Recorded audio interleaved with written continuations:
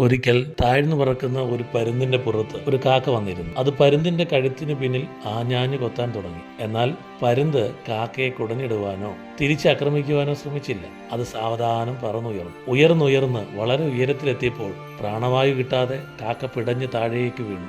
പരുന്തിനറിയാം, കാക്ക തന്റെ പുറത്ത് വന്നിരുന്നപ്പോൾ തന്നെ അതിനെ കുടഞ്ഞ് താഴെയിടാനോ ആക്രമിക്കുവാനോ തുനിഞ്ഞിരുന്നെങ്കിൽ ഒരു കൂട്ടം കാക്കകൾ വന്ന് പരുന്തിനെ ആക്രമിച്ച് കീഴടക്കുമായി.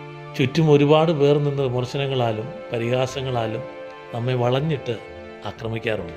അപ്പോൾ അതിലൊന്നും ശ്രദ്ധിക്കാതെ ഉയരങ്ങളിലേക്കും നമ്മുടെ ലക്ഷ്യങ്ങളിലേക്കും പറക്കാനായിരിക്കണം നമ്മുടെ ശ്രമം. അങ്ങനെയുള്ള മനോഭാവം സ്വീകരിച്ചാൽ മാത്രമേ നമുക്ക് നമ്മുടെ ലക്ഷ്യങ്ങളെ നേടാൻ സാധിക്കുകയുള്ളൂ.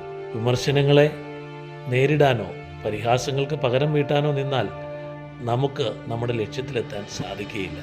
ഉയരങ്ങളിലേക്ക് പറന്നെത്തിക്കഴിഞ്ഞാൽ നമ്മെ വിമർശിച്ചവർക്കോ പരിഹസിച്ചവർക്കോ നമ്മെ ഒന്ന് തൊടാൻ പോലും സാധിക്കുകയില്ല.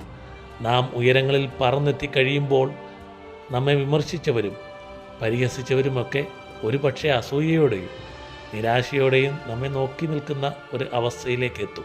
നമ്മുടെ നേർക്ക് വരുന്ന പരിഹാസങ്ങളെയും വിമർശനങ്ങളെയും വഹിച്ചുകൊണ്ട് ഉയരങ്ങളിലേക്ക് പറക്കാൻ ഏവർക്കും സാധിക്കട്ടെ.